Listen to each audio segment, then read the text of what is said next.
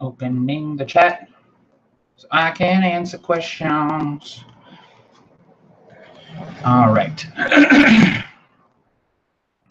Looks like we're live. Hello, everyone. Welcome to A Fistful of Dice. My name is Matt, and this is going to be another one of these impromptu D&D Q&As where I just kind of hang out and answer questions and talk about D&D and different things I'm working on. So I'm actually going to go ahead and close my office window really quick because I live on a busy road in the city of Tacoma, and I don't want to have car noise in the background, so I'm going to make sure my phone is silenced as well. So yeah, I've done a couple of these in the past, and people seem to really enjoy them. I never plan them ahead of time. I just kind of do them whenever I get a free hour or two during my work day. So today is Friday. It's a little bit light with work. Was working on Absolute Tabletop stuff this morning.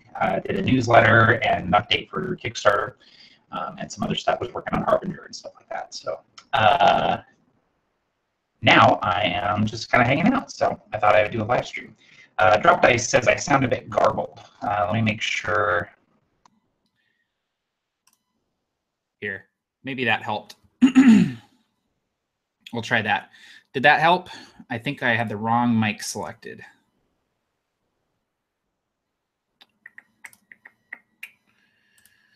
My fixed. Okay, cool. Yeah, I every time I get into Hangouts just randomly chooses a microphone. You can choose my Yeti, my webcam mic, or I have a headset that is plugged in that has a mic too. So yeah, I'm that is good that it fixed. So anyway, I'm just kind of hanging out and thought I would answer some questions from you guys. So thank you for stopping by and hanging out and spending your Friday afternoon / evening with me. So, so in the chat, if you want to ask questions, you can do so. I'm just going to go from the top and sort of go down the line. If I happen to skip your question, I'm not doing it intentionally. People always get super offended if I don't answer their question right away. So if I happen to go by your question and I don't see it, just go ahead and put it in the chat again. That's not a big deal at all. So anyway, so let's go ahead and get started. So the first question that we have is, what would make you say, wow, that encounter was perfectly balanced or perfect in general? Well, I try to stay away from the idea of perfection in RPGs. I think that's a very loaded word, and there's nothing that is perfect in an RPG. And so in terms of like a good, like well-rounded encounter, I would say that, having it be very dynamic, including the terrain, the environment, things like that. And just in general, having it be kind of a cool encounter with lots of stuff going on. Think about, your favorite action scenes in an action movie, and think about all the different things that are happening in there. It's very rarely two people just fighting. There's always something else going on, different things that are being utilized in the environment, things like that, swinging around, fighting, moving to different locations, things like that. So I just like encounters that feel kind of dynamic and also sort of deadly. I really like encounters that tax me as a player and tax my character's resources. So yeah. And then we've got some, we got lots of comments about my audio. Sorry about that. It seems to be fixed now. Christine Lau says, I just joined and I heard City of Tacoma. Are you in Washington State? Yes, I live in Western Washington. My wife and I live in Tacoma. Let's see. James of the Vast Ocean says, I recently learned you can set your Chrome default, by the way, to help that. Oh, cool. Okay, I might have to do that after this stream then. You can kind of set the default microphone for Chrome, which should help. I will never not want to use my Yeti. Like, that's the microphone that I want to use, so.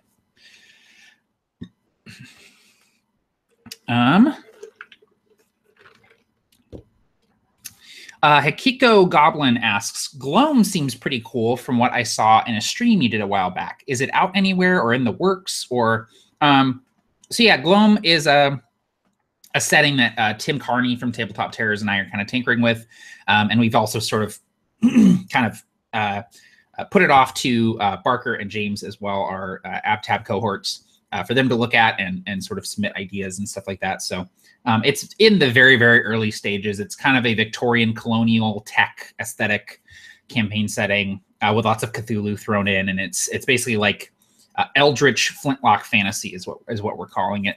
And we don't have anything concrete in the works right now. Really, it's just something fun that we're kind of toying with, and other people have latched onto it and have done different things with it. It's really cool to see other people running games in Gloam. I've run a couple of games in Gloam. You can find them on my channel. But we're not really sure exactly what we're going to do with it right now. We have so many irons in the fire right now, and we're trying to get Oath out to the Kickstarter backers and also the pre-order people. We're working on Harbinger. We're working on Dead Man's Guide to Dragongrin. We're working on Be a Better Campaign Master 2. So there's a lot of different things going on. And so the last thing I want to do is throw another thing in there for us to worry about. And so I think at some point you'll probably see something from us about Gloam. Either some sort of supplement or an adventure kit or something like that. You definitely will see something about it. I'm just not sure when. We're only 4 people, and our time is very limited. We all work jobs outside of Absolute Tabletop. So, but yeah, we're definitely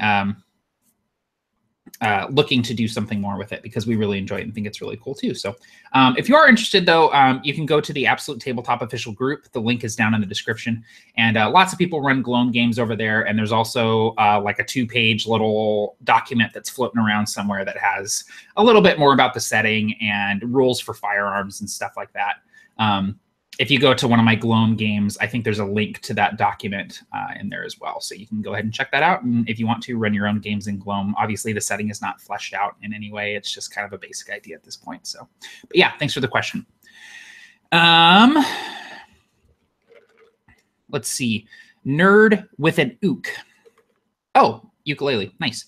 Now, not to have a big annoying one, but if I have a magic item I made, would you be interested in checking it out for me? I'm never sure if it's balanced well.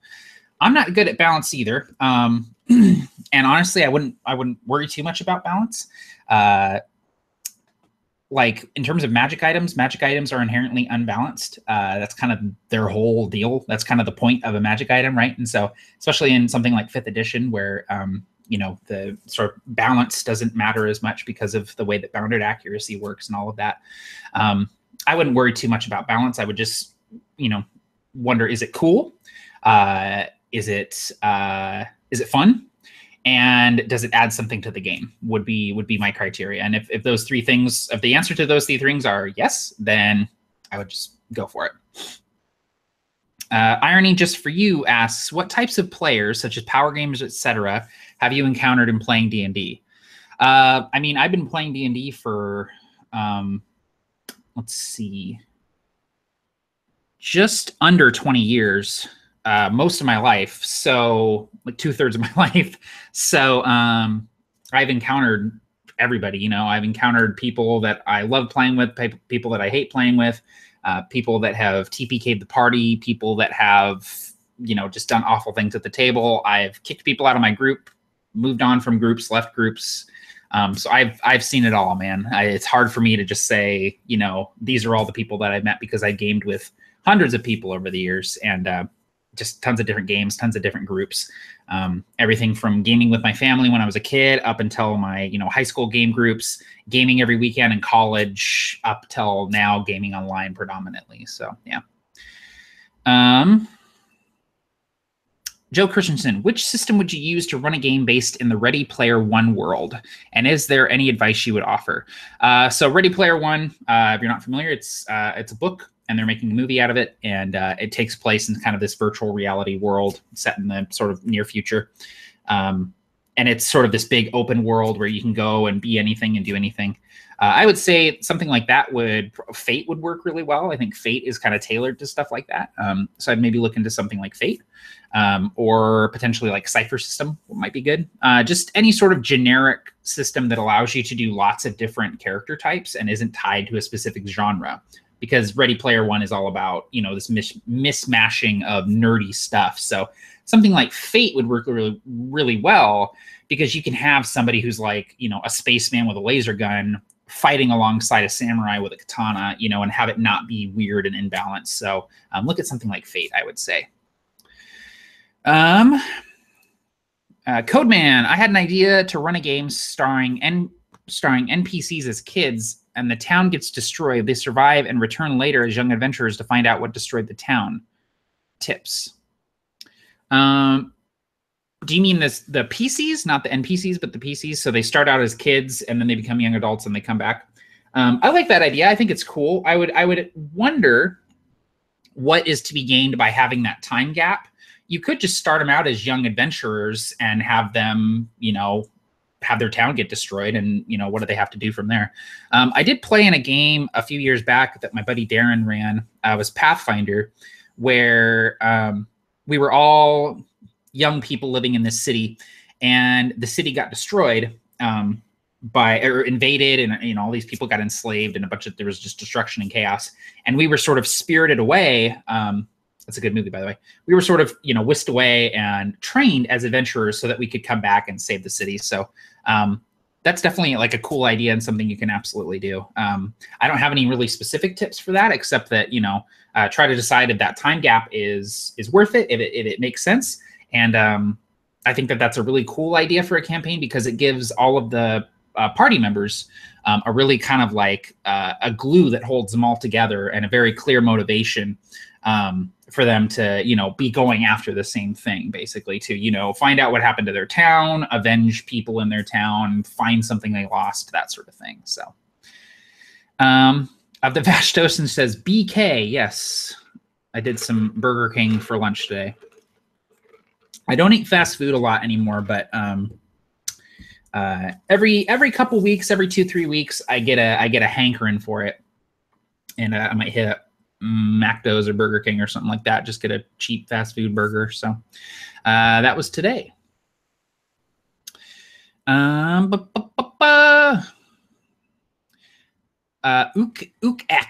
That's an interesting channel name. Hi, Matt. Thanks for QAing. You're welcome. Where do you get your inspiration from? Anything and everything, man. Video games, music, movies, TV shows, books I'm reading, art that I look at, toys, figurines, random things in nature. It's important as a creator to just let yourself absorb things, you know? Being a creator is just as much about consuming as it is creating. And so if you want to create things, if you want to run cool games, if you want to write things, do art, whatever you want to do, it's really important that you open yourself up to other people's creations. Look at RPGs, look at other books, look at other game masters running games, get ideas from them, and allow yourself to be inspired, and allow yourself to steal from people. You know, people are so obsessed with being unique and original, when in fact it's impossible to be wholly unique and original. And so just allow things to wash over you. Allow yourself to experience things without worrying too much about, you know, oh, how do I make this original? How do I make this mine? Just take it, do a fun spin on it, and do it that way, you know? Like lately, I've been really inspired by the Witcher games and the Witcher books. I'm playing Witcher 3, The Wild Hunt, and I'm reading some of the Witcher books, and just feeling really inspired by that world, and finding a lot in that world that lends itself to RPGs, kind of just the gritty aspect of it, the collecting of herbs and different ingredients and making, you know, poultices and potions and things like that. So music is a big thing for me. I'm constantly listening to music while I work, and, you know, while I'm just hanging out, while I'm reading and stuff. And so I allow myself to be inspired by music and imagine scenes and different things in my head with that music. So yeah. So the answer is everything. Everything inspires me. Pokemon for what asks, what types of things would an older Yuan-ti summon another Yuan-ti to a meeting for? I don't know. I don't know a ton about Yuan-ti. That's a Marquise question. Marquise loves the Yuan-ti, but I would say, you know, like if an older Yuan-ti is summoning other Yuan-ti to a meeting, they probably have some sort of plan. They're scheming. Maybe they're dying and they need to choose a successor, you know, that sort of thing. So just think about what would that Yuan-ti want And why would they need others to help them do it? So maybe it's some sort of grand scheme. Maybe they want to steal something, control something, conquer something. Or, I mentioned, I really like the idea of this Yuan-ti realizes that their time is sort of running out. I'm getting older. At some point, I'm going to die. I need to make sure that my legacy is intact, and then that I choose people to carry on, my work, as it were. Matt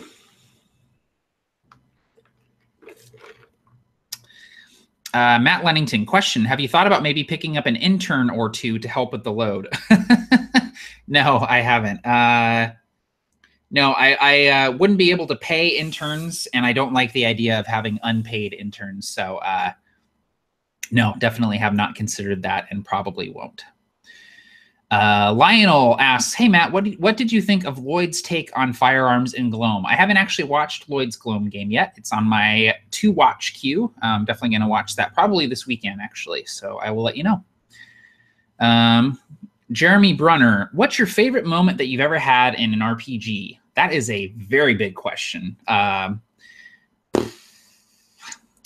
would say, like, lately,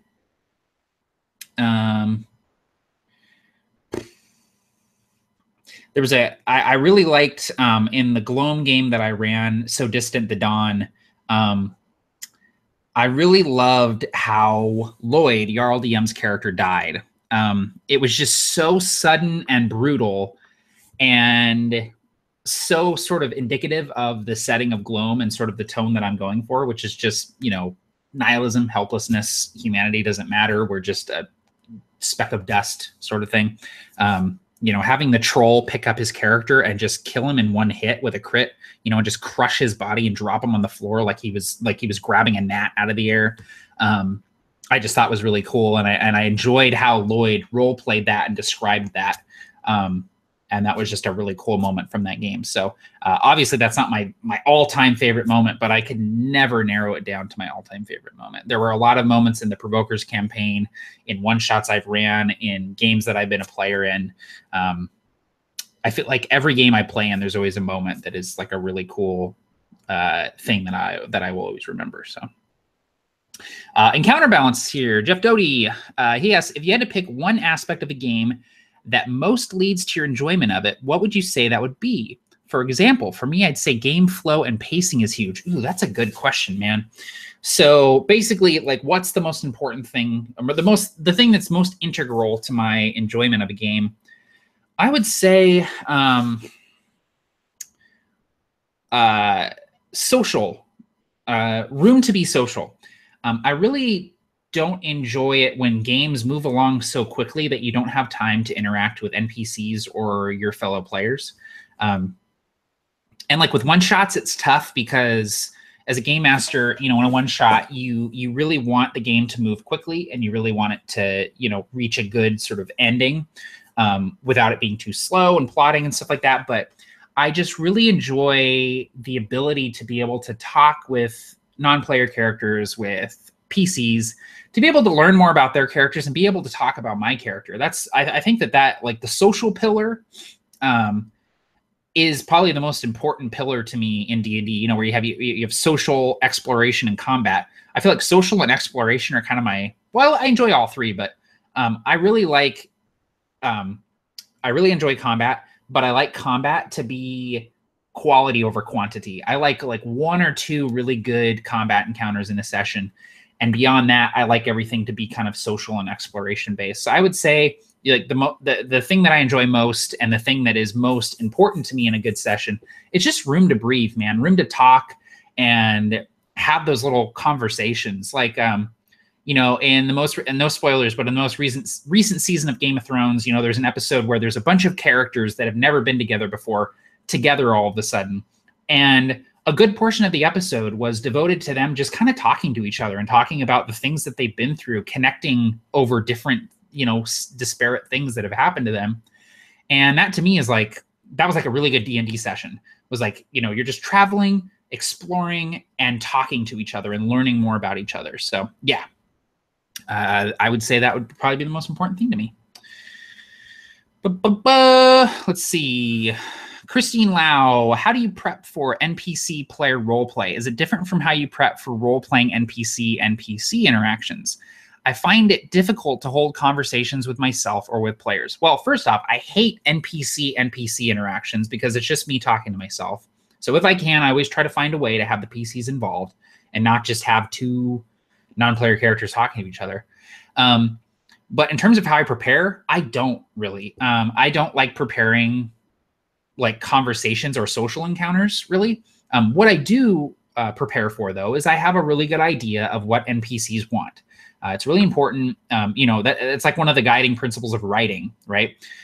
Is that in any given scene, everyone's trying to get something they want. It's really important that there's a push and a pull, that there's conflict happening, even when it's just a conversation. So thinking about what does this NPC want and why do they want it? And just keeping that in mind while I talk to the player characters, because without that, the conversation just kind of becomes idle chatter. But if the NPC is actively sort of striving for something and like, hey, you know, this is something I want, you know, then it becomes more of a encounter. It becomes more of a social situation where there is a little bit of that dynamic sort of push and pull. So in terms of prepping, there isn't a lot that goes into it. I just make sure that I have a good idea of what those NPCs want and how they're going to get it. Bonus points if what they want and how they're going to get it is in direct conflict with what the PCs want and how they're going to get it. Let's see here. Chris Jones, if you want to include patched armor in your D&D campaign as a type of armor, is it all right to ban the mending cantrip? Excuse me. I mean, you can do whatever you want. Like, there's no rule saying that you can't do what you want. The rules are there for you to use how you will. So if you want to say that the mending cantrip doesn't exist or can't be used, then go for it. But I would just ask yourself, like, what does that add? What does that add to the game? You know, if they take the mending cantrip and they can fix armor or whatever, like, I don't know, that's kind of cool. So decide if you really want to take it away, and then just, you know, have that be a house rule. Oh, the mending cantrip doesn't work. You know, a lot of people house rule out resurrection spells, which I appreciate. So you know, getting rid of a cantrip isn't really that big of a deal, but also having it wouldn't really be that big of a deal. So just ask yourself and make sure that that's something that you want to do. Dylan Allen, between fifth. Oh, you know what I'm going to do? I'm going to highlight the question I'm asking so then I know where I am. So when I look back, I know exactly where I am. That's really smart, Matt. Good idea. Thanks, Matt. Dylan Allen asks, between 5th edition, Black Hack, Fate, etc., what fun new game mechanic have you found that would work well in any role-playing game? I've been looking for different ways to handle various things. So my favorite mechanic that I've read in the last couple of years is the usage dice mechanic from Black Hack. And what this does is it sort of makes resources abstract, but allows you to have dwindling resources. So for instance, here's an example. Let me grab some dice here. So let's say that you have a longbow, right?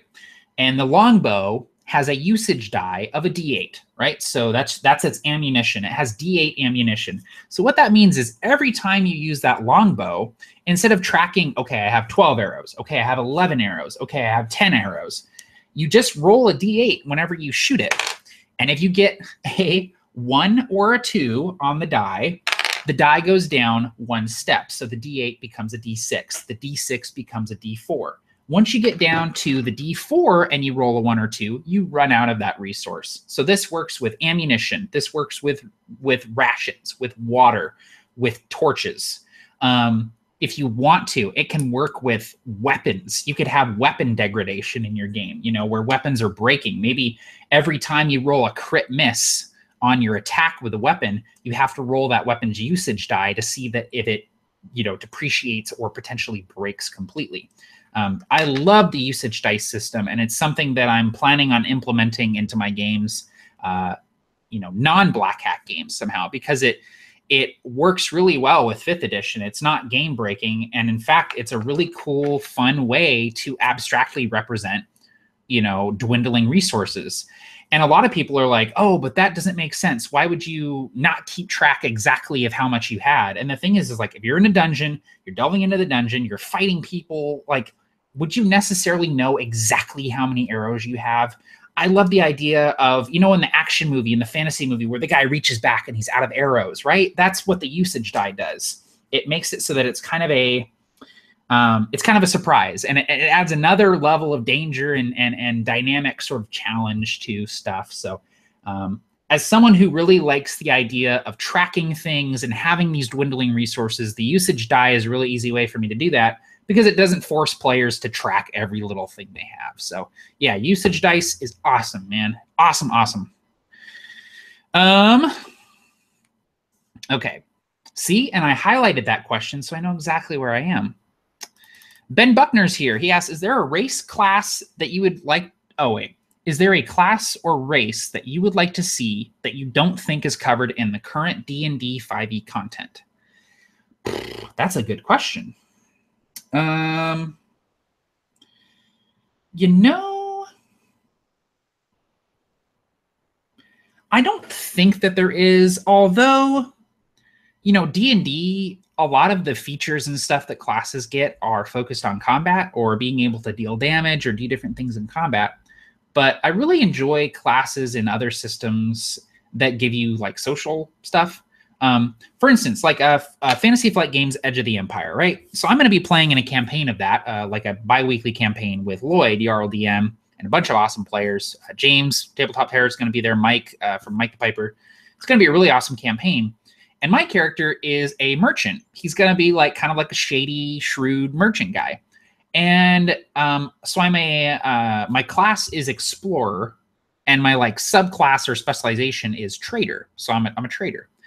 And a lot of the things that I get allows me to like reduce the price of things or have contacts, things like that. And 5th edition does this a little bit with backgrounds, where you get kind of like social features in your background.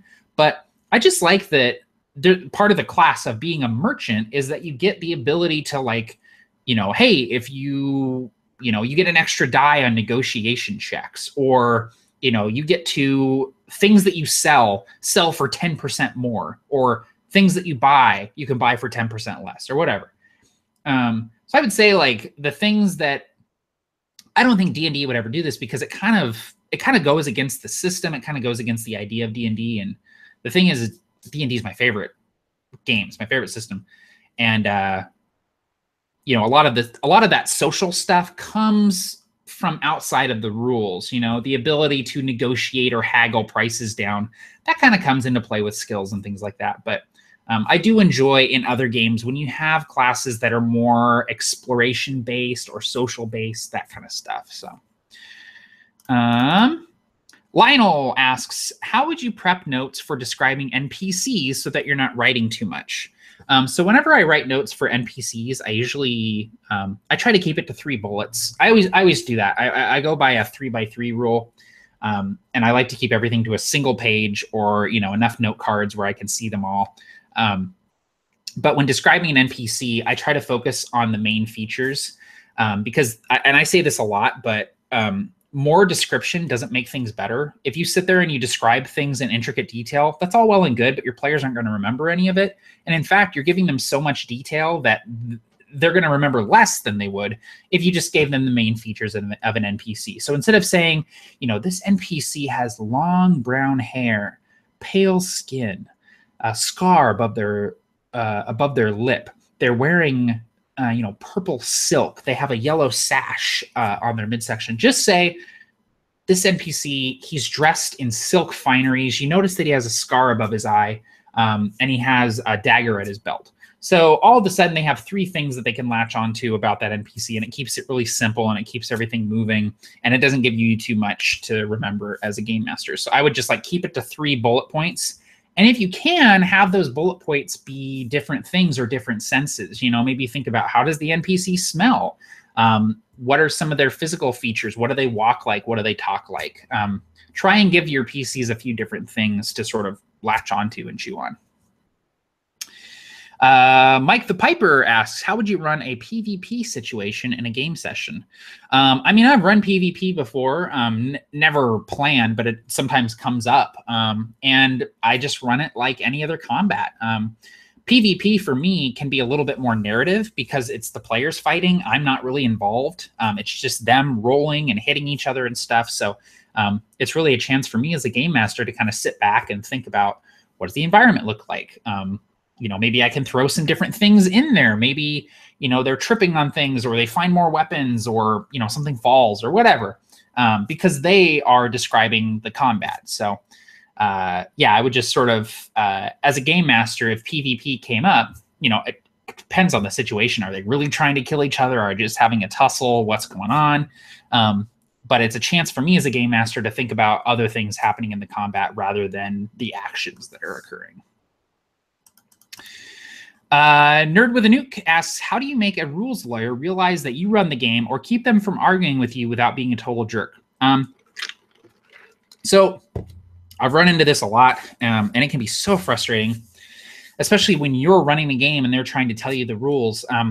You know, just making it clear that, like, hey, you know, I appreciate you helping out with the rules. Like, make sure that you always want to, whenever you deliver bad news or negativity, you always want to try to sandwich it with good stuff. And so I would say, like, you know, hey, you know, I really appreciate you helping me out with the rules and sometimes checking me on the rules. But, you know, sometimes I like to be a little bit more flexible with the rules, switch things around. And, you know, it really depends on the situation and the context. So, you know, if I have a rules question, I will absolutely ask you because you know the rules really well, and I appreciate that. But just, you know, if I'm describing something or if I make a rules call and you don't agree with it, you know, you don't have to always, you know, call me on it. And, you know, in telling them, hey, I really appreciate you, and telling them also, like, hey, you're going to be my rules guy. I will ask you if I have a rules question. But just in between those two things, make sure that you tell them, you know, hey, you know, you can't be constantly, you know, calling me out on the rules because I'm the game master and ultimately my word is law. So Dice on Ice asks, hey, Matt, any tips on DMing a horror 5e game, like how to create suspense and draw the PCs in? Oh, man, like I'm still figuring out horror. And this is coming from someone who loves Call of Cthulhu. Like, one of my favorite games, Call of Cthulhu, and I love running it and I love playing in it. What I've found with horror is you want to leave a lot of room, a lot of breathing room, a lot of silence, because one of the scariest things is silence, right? It's not knowing what's going to happen next. It's not knowing what the game master is going to say. So instead of describing something really scary, just like I was saying earlier about NPCs, just give them, you know, the basic description, you know, a few really core things for them to latch onto, and describe it very slowly, quietly. Horror comes from the fear of the unknown. In a horror movie, when you see the monster, it becomes less scary. But the instant right before you see the monster is the scariest part in the movie. So try and take your time with horror. Really make your words have weight. Try to get rid of your ums and your uhs in between things. It's okay to pause. It's okay to take a breath. It's okay to have a beat that lasts just a little bit too long, to the point where the PCs are kind of looking at each other like, is he done talking?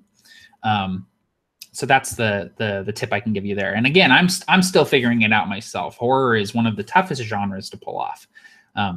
But you know, if you look at like a good horror movie or even like a good horror novel, you see a lot of that sort of the fear of the unknown, right? And just really taking your time, that slow burn that comes from wondering, you know, what is this thing? What is it doing here? What does it look like? That sort of thing. RPG geography. I struggle with information checks, history, nature, etc. My issue is that my instincts are binary. Like, oh, you rolled a 19, great, so you know this, or rolled a 1, so you know nothing. But what about between?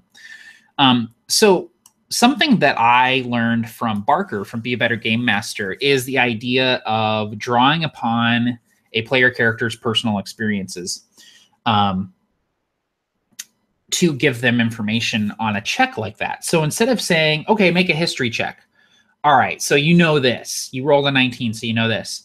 think about how they might have encountered this information. You know, like, you remember all that time you spent in the library back in your home city of blah, blah. You remember this strange book that you found that looked older than the rest. The pages were brittle and falling out. And you remember flipping through this book, and you remember reading something about Talos, the non-believer.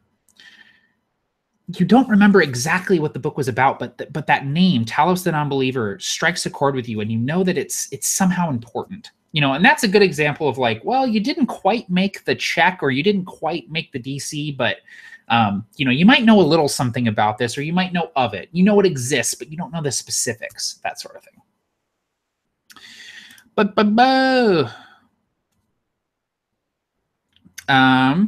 Pokemon for What asks, what are some cool encounters or treasure that could be found in an ancient Rakshasa monastery? Ooh, cool. I love Rakshasa. They're one of my favorite monsters. What are some cool encounters or treasure that could be found? What about if the Rakshasa kept some sort of, exotic beast or something in the monastery, and since it's ancient and abandoned, maybe that monster has gotten loose. Maybe they've bred and kind of proliferated. So think about like a cool sort of creature that could be in there. And maybe when the PCs get there, they're like, what the hell is this thing doing here? Why is it here? And then as they go throughout the monastery, they realize like, oh, they kept one here and it got loose and, populated the temple or whatever. And in terms of treasure, think about like weird, ancient, like extraplanar stuff, because Rakshasa, they're fiendish creatures. They're extraplanar creatures. And they're really smart and powerful, and they're into magic. So think about like a cool sort of like magic item that maybe they don't even know what it does yet. Maybe, they find something that they have to actually go on a quest to figure out what it does. They have to find someone who knows what this thing can do. And I think that'd be really cool. The Eclectic Nerd. Hi, Matt. What are your thoughts about including real-life issues such as genocide, racism, and bigotry as plot points or character NPC villain motivation? I really like it, man. I mean, the thing is things like racism and bigotry and war, these are things that we have in our world, in the real world. These things exist.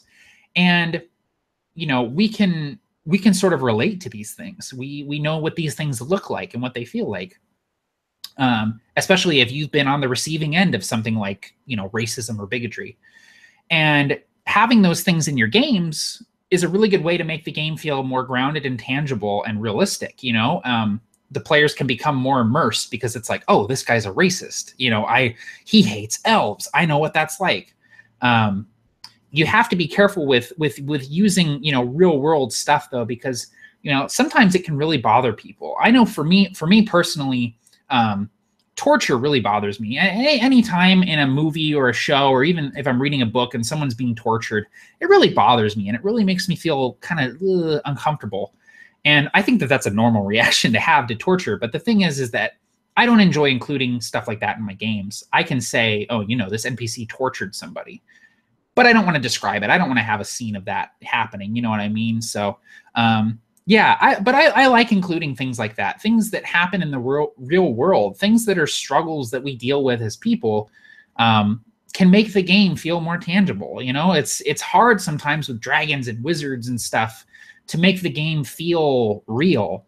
But if you have some blacksmith in the town who just hates dwarves, we can kind of relate to that because we know that guy.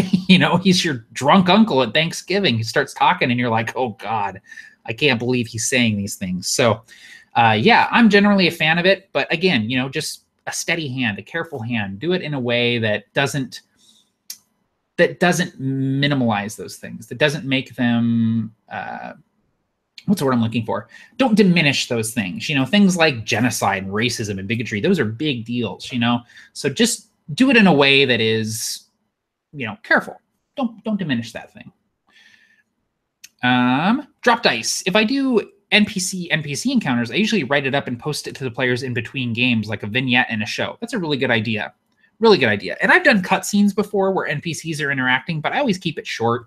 And I generally make it more action-oriented than dialogue. So, Ook X says, I really enjoyed the Provokers. I think it's really immersive. Do you have favored ways of creating immersion except for describing things for the senses? You know, immersion is one of those things that just, it's like a thing that exists and doesn't exist. There's not really a whole lot you can do to add immersion. I will say that running games online, it's easier to feel immersed because you're all there for the game, right? If you're running a game in person, a lot of the time you just kind of joke around, and it's a lot of fun. And it's you know, a beer and pretzel style game where you're just hanging out and it's friends you haven't seen in a long time. And you know, I've gamed with some of the provokers in person, and it's completely different than gaming with them online, you know? So for me, unfortunately, I don't have any sort of tried and true techniques for creating immersion.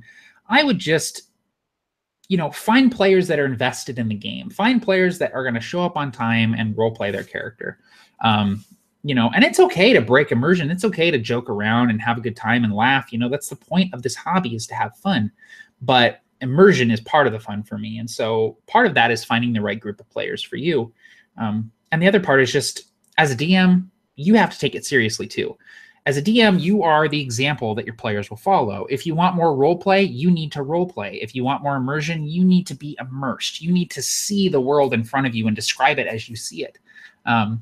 And I think that the players will follow suit. So I'm sorry I can't be of more help, but that's, you know, that's something that I'm still trying to figure out as well.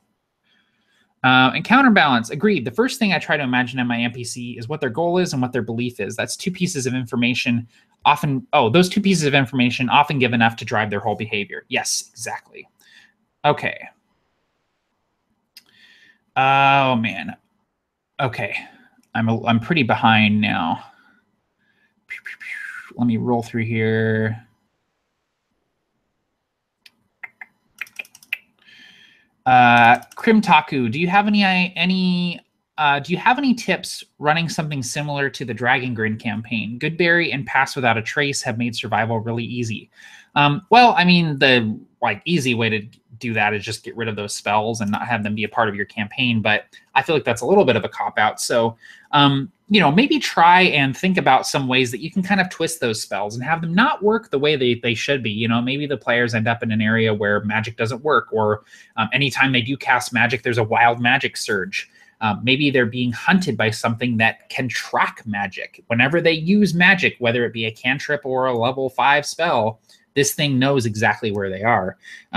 So you can punish the players for exploiting something like Goodberry or Pass Without a Trace, where if they're doing a spell or something like that, you can kind of play with the way that magic works and things like that.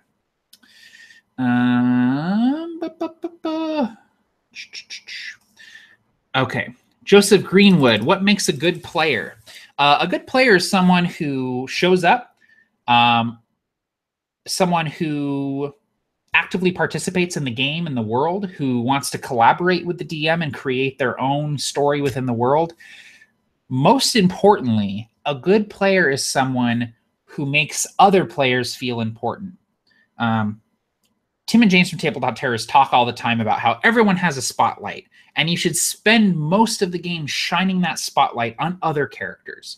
So it's cool to feel I'm important, I'm cool, I can do all these things.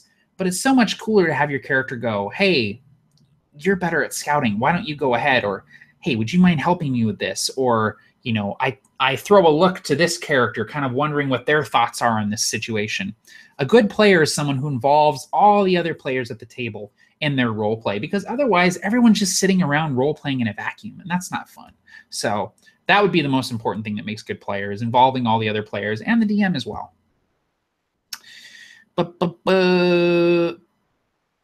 Pokemon for what? Can you explain it a bit more to me on how it works? I'm pretty behind Pokemon for what, so I'm not sure what you're talking about. But if you can tell me what you're talking about, I can maybe help you out. Let's see. Micah Henry, for your current campaign, what source material are you stealing from? I'm interested in the exact resource book and or module. Like for provokers, there's not really something specific that I'm stealing from. I mentioned earlier in the stream that I get inspired by all sorts of things, but I'm not like running a module or anything like that. I just kind of throw stuff in that I think is cool. Oh, it looks like Pokemon For What was asking about the belief system in Burning Wheel. Okay, cool, awesome. Thank you for helping him out, guys. I appreciate that. Josh Floyd, I know about the rule of cool, so I can let my players do cool things, but how do you walk the line of doing cool things and allowing too much? Okay, so I have a video on this actually on my channel. It's called Dungeon Master Language, and it's all about improv language. And what you can do here is you use, rule of cool, right? Okay, if it's cool, I'll allow it. But there's language that comes along with that, improv language. There's yes and, yes but, and no but. So yes and is like, yes, I'll allow it, and I'll expand upon it. Yes, but is, yes, I'll allow it, but here's a compromise. There's something else that happens. And no but, no, I won't allow that, but let's find a compromise and have something else happen that is, just as cool, but maybe not game breaking. So really lean on that language, especially if you're a new dungeon master or if you're trying out a new system or just trying to up your game a little bit. Improv language is really, really strong. It's a really awesome tool to have in your toolbox. When a player comes up with a crazy idea, think about those responses, the yes and, yes but, no but responses. Oh man, I just lost my place. Okay, there we go. Alex Jewett, Matt, why can't I donate? Not sure what you're asking. Donate. Do you mean like the YouTube like tip thing or whatever? I'm not sure how it all works, man. So I'm sorry, I can't help you. If you're interested in supporting me, you should go to absolutetabletop.com and check out some of the RPG books I've written and maybe pick up a couple if you want. The link is down in the description. Alex Oribus, is there any general tips about running a successful long campaign? Yeah, I would just focus on the players, focus on the characters. I feel like it's cool to come up with a campaign idea, a big sprawling story, and then involve the characters.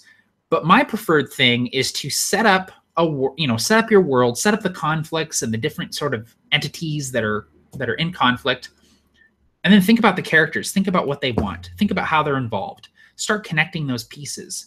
A long-running campaign is best served by the characters growing, the characters achieving different things, the characters losing stuff, having to win that stuff back, that sort of thing. So if you're running a long-running campaign, look at your characters, think about what they want, and try to involve that as much as you can.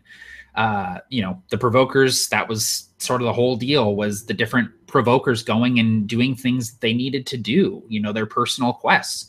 And then Provoker's Bleak Wrath, it's the same thing. It's tackling different things that these characters want. Kristoff trying to figure out what happened to his brother, Sander trying to figure out what this relic does, trying to protect it, learning more about what it does. Holly sort of figuring out how she fits into the world, getting away from the legacy of her father, and at the same time sort of rediscovering her relationship with her stepfather. And then you have, Edric, who is trying to prove himself, but also kind of struggling with, the violence and the reality of adventuring, and maybe these stories, these grand epics that he's hearing, maybe they're just as blood-soaked and gritty and muddy as what he's experiencing right now. And so all of these characters have core beliefs and core motivations that make them who they are.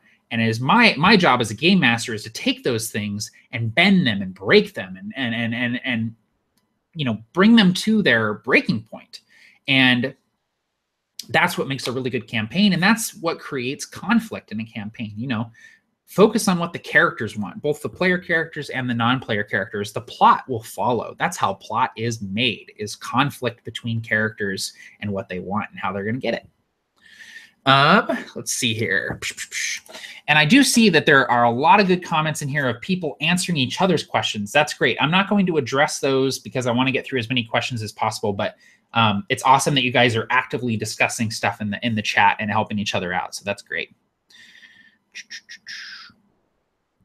Let's see here.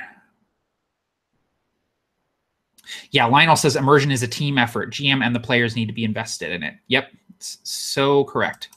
Austin McGrath, underwater combat? Never run it, man. I've never done underwater combat. No, that's not true. I have done underwater combat. It was in a campaign I was running for my wife, using Castles and Crusades, and we had an underwater combat. I don't try to get too finicky with it. Obviously, plenty of things operate differently in underwater that you have to think about. Missile weapons will obviously not work as well underwater. Spells, what happens to spells underwater, things like that. Try not to get too complicated with it. Maybe just throw a few different challenges in there, you know, disadvantage on different things. Maybe if you're fighting with a ranged weapon, you have disadvantage. Obviously spells where you have to speak, you can't cast those spells unless you're in like an air bubble or something like that. But yeah, I don't have a ton of experience with that. Josh Floyd, is there a way to practice improv? I follow all over my words coming up with something on the spot. Is there a way to do it out of the session and not bore my players by fumbling over my words? So first off, don't worry too much about fumbling over your words or boring your players. But try, okay, so if you're driving, if you're by yourself, if you're in the shower, if you're just sitting by yourself, just hanging out, try having a conversation. Try monologuing. Pick an NPC in your campaign and have a conversation with them. This is weird, but man, it works. You know, I've gotten into the head of the villains in my campaigns, or, you know, prominent NPCs, because I think about what they say, and I think about, you know, what if they had a monologue? What would they say? What sorts of things would they say? And so, you know, adopt that character's voice and their mannerisms. And you're sitting in your car, you're in traffic or whatever, and just talk like them. And you know what? No one's going to think you're weird because everyone has Bluetooth in their car anyway, and you may just be talking on the phone or whatever. So that's the way I do it, you know, and I just practice different voices and accents and adopt different mannerisms. And, you know, I will talk about, so one of the, here's a concrete tip that I can give you, or a different, a technique to try. This is an exercise. Pick an NPC in your campaign. It could be the main villain antagonist of your campaign. It could be, you know, a really important non-player character. But what you can do is pick something that happened in their past and have that NPC tell a story about it. So, okay, I'm going to role play Keen-Ra, and I'm going to tell the story about how he got his scar, right? And I'm going to tell it in his voice with his mannerisms and his colloquialisms. And that's going to achieve a bunch of different things. It's going to give me a lot of different fodder to use. It's going to get me used to just talking as a different character and coming up with stuff on the fly. And it's going to help me figure that character out, where they come from, what they want, that sort of thing. So the next time you have a moment to yourself, you're just, you know, hanging out or whatever, pick an NPC in your campaign, or an NPC that you'd like to include in the campaign, and, you know, choose some sort of story or anecdote from their life and tell it as that character.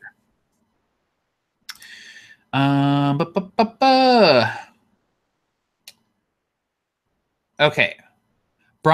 Bronchitis. Hey, Matt, what is the best way to immerse into something that you as a player do not have experience with? For example, playing a medic and you don't know anything about medicine. The internet is your friend, man. Look at videos and Wikipedia and stuff like that. So for instance, like in Gloam, okay, so there are flintlock firearms in Gloam, this setting. I had no idea how flintlock firearms worked. So I watched a bunch of videos and I learned about the different pieces of a flintlock. I learned about how, you know, you have these paper cartridges that have the powder and the shot preloaded in there, and you tear it off and you put some powder in the pan and you load it in and you tamp it down, and then you cock it back a half thing, and then you cock it back all the way when you're ready to shoot. And when you shoot, the powder in the pan goes off, which lights the powder in the barrel, and that propels the shot out of the barrel. And just watching a couple of videos, I was like, okay, yeah, that's how it works. And then in a game, I'm able to describe myself tearing the top off the cartridge and pouring a little bit of powder in the pan, you know, and I really know what that looks like and what it feels like. And so, you know, if you're playing a medic, you know, maybe look up some videos of, you know, field medic sort of operations or something, or look up, like, you know, field medics in medieval times and read about the things that they would have in their little kits. You know, what sort of herbs and bandages and liquids would they have in there? And then you can kind of pepper your descriptions with things like that, and it makes it more immersive for you and for the other players. So yeah, research, man. Just look it up. The internet is your friend. RPG geography. How do you deal with uncomfortable PC conversations? You do something to imply a growing affection and they turn it into a not so cool joke. So do you mean like romance between players or just uncomfortable conversations? You know, sorry. I would say that it's always okay to just kind of move things along. You know, if they're having like an uncomfortable conversation, just kind of let it play out and then just kind of move things along. Like, okay, all right. So as you guys are walking and you're talking, you know, or whatever, it's kind of your job as the GM to, you know, you kind of have your foot on the accelerator and you kind of decide the pace of the game. You know, it's okay if you know, the players have the brake pedal and the wheel, and you're just kind of like, okay, let's accelerate a little bit. Let's just keep moving down this road. It's okay to do things like that. It's okay to move on from something that you don't necessarily want to, you know, spend a bunch of time on. So if they're having an uncomfortable conversation, don't necessarily interrupt them and be like, hey guys, this is an uncomfortable conversation. You need to stop. But just be like, okay, so you guys, you know, keep traveling, or, you know, you guys move through the dungeon, whatever. Just move on to your next sort of description or scene, and just don't give it a ton of attention. Let's see.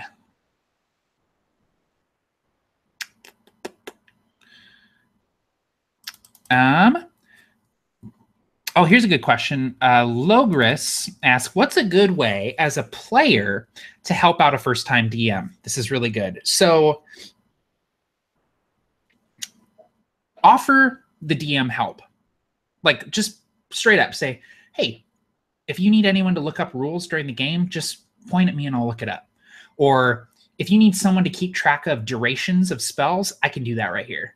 Or, hey, do you want me to keep track of initiative for you? Just help them out with different little tasks. I'll map it out. Just tell me what you need. Or, you know, and it's really important that you know, maybe the DM is kind of, you know, they're fumbling with their notes trying to figure out what to do next. To fill up that gap, maybe you start a little role play conversation with another player at the table. You know, just be involved and be, you know, want to participate. And that will help out a first-time DM, you know, if they're feeling like, oh, there's a moment of silence. I'm ruining everything. Everyone's so bored.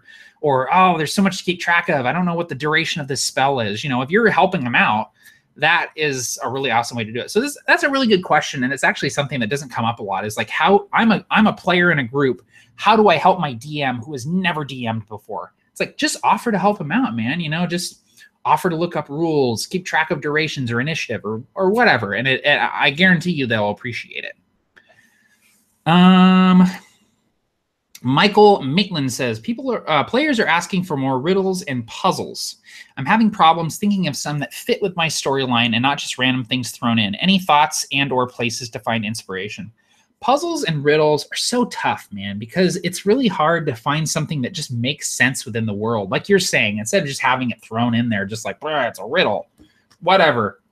Think about like the history of your world, information that would exist, items that would exist. Maybe the players get this item from a location and they don't know what it does or what its purpose is. And then later on, it's part of a puzzle that they have to solve, you know?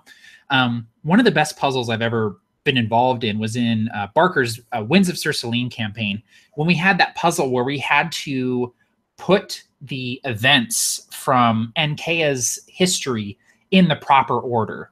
It was a really awesome way to A, challenge us, and B, teach us about the world and show us scenes from Enkea's history. So think about your world, where the players are. Think about how you can create puzzles and stuff that may directly involve those things. Puzzles and riddles are hard, man. Like, it's just tough to come up with stuff that doesn't feel totally hackneyed and contrived. Like, why would there be a puzzle to get into this door? Why isn't there just a key? You know, that sort of thing. But don't get too hung up on the tangibility of it. Just have fun with it and try to involve the world and the players if you can. Okay, let's see.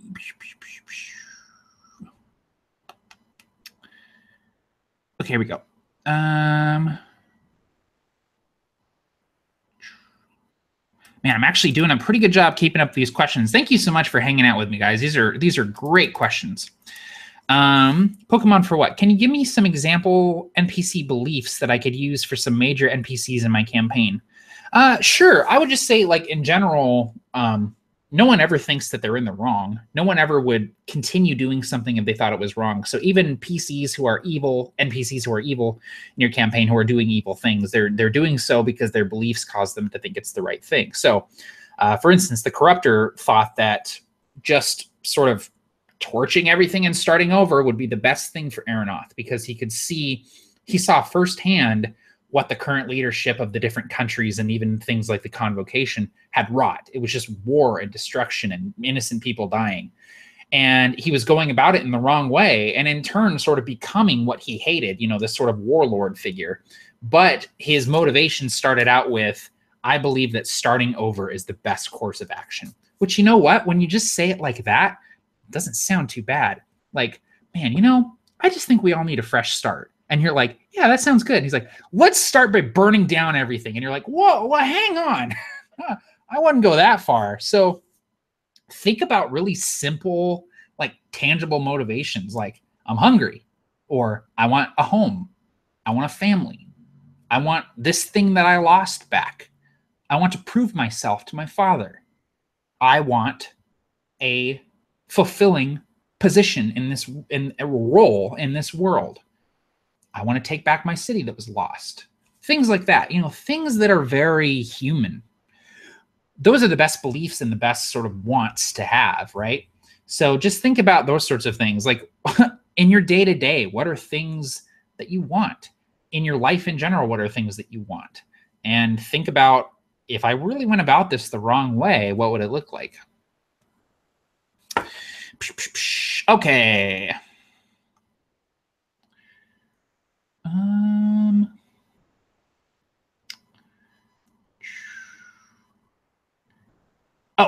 Do you have a favorite module that you have read or run? Probably my favorite. So there's a couple. One of my favorites is Keep on the Borderlands.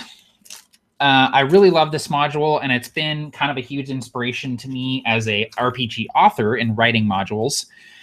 It's just a really awesome, open-ended, simple adventure that gives a lot of different plot hooks and NPCs, and there's all kinds of cool tables and different things that you can do. So I really like Keep on the Borderlands. I also really love Sunless Citadel from 3rd edition. Sunless Citadel is probably, well, I think it was the first module that I ever played in, and then I've run it multiple times since then as well. In 3rd edition and Pathfinder. I haven't run it in 5th edition yet, but Sunless Citadel is really, really great. I feel like Sunless Citadel is just a good dungeon delve, man. It's just really awesome. Let's see here. Looks like someone called Keep on the Borderlands. Yep.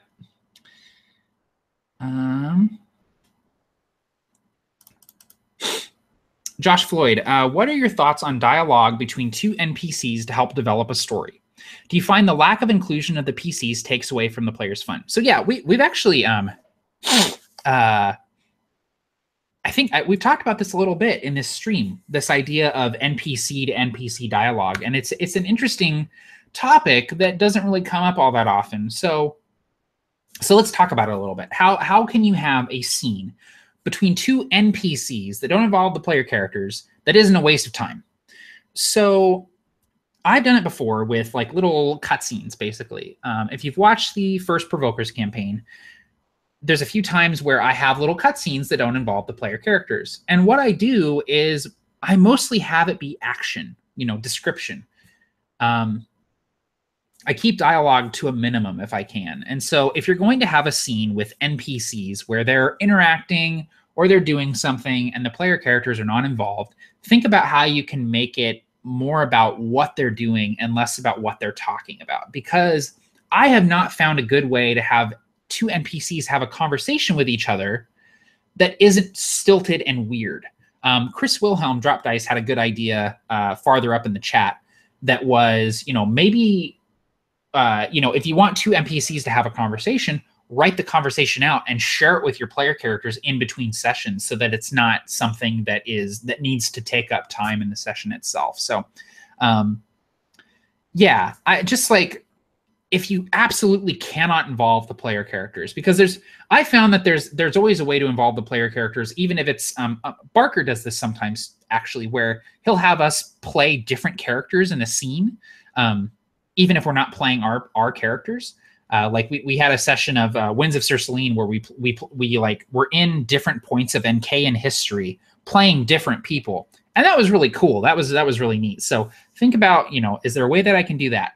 If there's absolutely no way to involve the players, then keep it short, keep it simple, and focus on action rather than dialogue. Ook says, do you still use maps and pawns for combat? I use them, but it somehow slows down the game and stops my players from role-playing. Any advice on how to prevent that? So I don't use maps and minis hardly ever anymore. I do like having visual aids if I'm gaming in person. I have a video on my channel about how to run better D&D combats using zones like from Fate, and having just index cards like representing the different parts of the location, and having, they can move their miniatures or whatever to the different locations. But I find that worrying less about individual squares and exactly where people are positioned, I find that helps. Get a big whiteboard and just draw out a rough map and just say, yeah, you can move there, or nah, it's a little bit too far. You can get about halfway. Don't worry so much about the exactness of maps and minis. I think that there's theater of the mind, there's tactical grid combat, and there's a nice little sweet spot in the middle that I really enjoy. If you watch my Iron Lords of Zakesh games that I run with my wife, we'll sometimes use a big whiteboard for combats, and it's just very loose. It's just, oh yeah, you can move there, or no, you can't quite make it. Yes, that's in range, that sort of thing. So think about maybe meeting somewhere in the middle if you enjoy using the maps and minis, but don't necessarily enjoy the crunchiness of tactical grid combat. Okay, let's see here. What time is it? 2:26. Okay, let's do a couple more. Let's see. What's a good way of starting a new game with people who might not know each other in real life? I hate the strangers in a tavern trope. Usually it's a really awkward way to start. Crucify them. Everyone knows my answer to this question. Crucify your player characters. No, put them in a situation where they're forced to work together. Some sort of action scene. They're all poisoned. They're running from something. They all come upon the same band of goblins raiding a village, something like that. Put them in a situation where they have to work together instead of just being like waiting for them to go sit at the same table in a tavern. So that's the best advice I can give you there, is just put them in a situation where they have to work together. That's the best way to get people together. In the Marvel's new show, The Defenders, no spoilers, but in The Defenders, it's all about Daredevil, Jessica Jones, Luke Cage, and Iron Fist getting together and teaming up, right? And the way that they get them to team up in the show is really smart, because they basically have all of them individually come to a point where they have to work together because they have no other choice. So that's a really good way to do it, is just put them in a situation where survival hinges on them working together as a team, even if they don't know each other.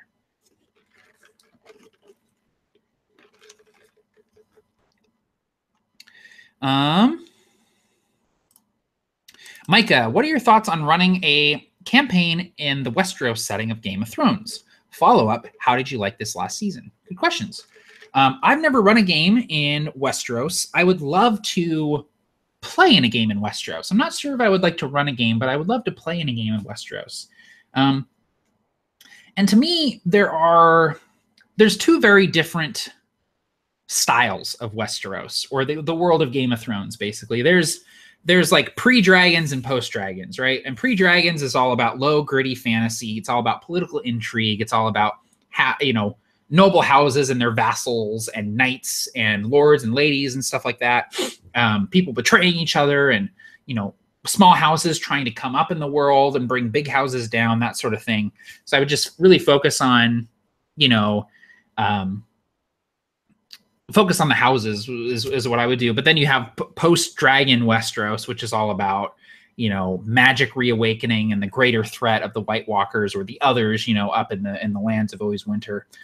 So there's two very different sort of styles of Westeros. And there was a good discussion happening on Facebook, and I forget where it was, but it was people talking about how in the Song of Ice and Fire RPG, there aren't really rules for playing in a Westeros where magic has returned. You know, there's no rules for dragons or White Walkers or anything like that. It's all based around, you know, building up your house and playing characters from that house. So,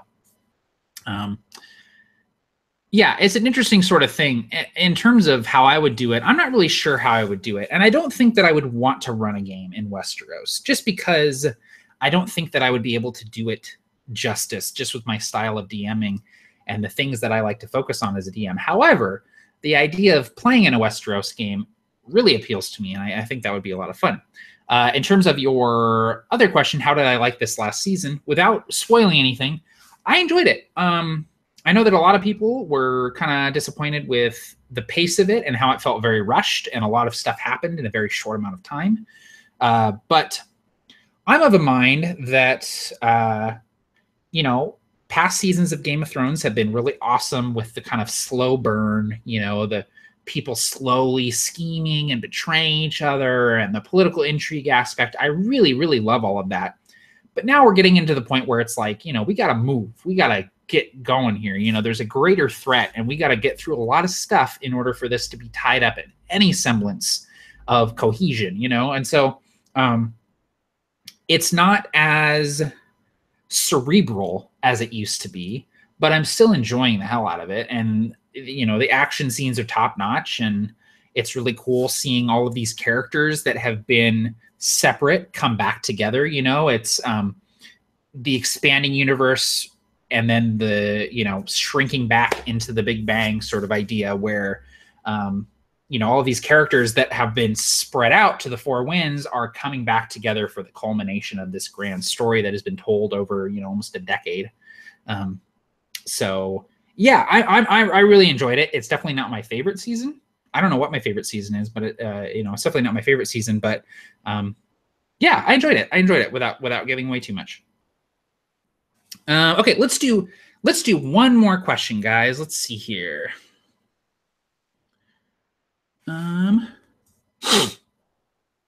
Josh Floyd has a good question. How do you handle attacks out of combat? Let's say a rogue slits someone's throat in their sleep with a dagger. It obviously wouldn't do 1d4 damage. Well, so first of all, if someone slits their throat in their sleep, that would be a coup de grace, right? It would be just insta-kill. The person is unconscious, they're helpless, and so any attack against them would be an automatic critical hit with max damage, which would kill most things, especially if it's someone just sleeping and they get their throat slit.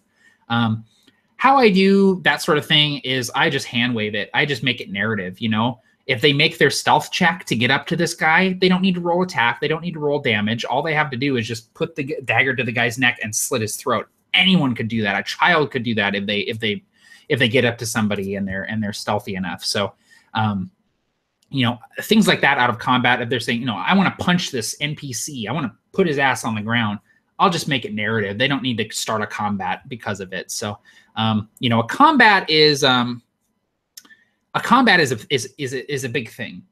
A combat is something that alters the course of the campaign. So use them wisely. Apply a combat encounter with a steady hand. So, all right, guys. So that is going to be it for me. I've been going for about an hour here, and I got to get back to work. So thank you all for coming and hanging out with me. It's awesome to hear from all of you and get questions. I will definitely be doing more of these in the future. And I also want to continue my my look at my gaming shelf and all of my different books and stuff like that. So I'll definitely be doing that as well. Provokers is happening on September 10th. So please mark your calendars for that. It's Sunday at 5:30 Pacific time, Provokers, September 10th. If you're interested, you can go to the Fistful of Dice Facebook page, which is in the description below. And there's an event on that page that you can RSVP to, and you'll get a little reminder and stuff about it so you don't forget. So thank you, everyone, for hanging out and chilling with me. It's been great. And I'll catch you all later. Take care and happy gaming all.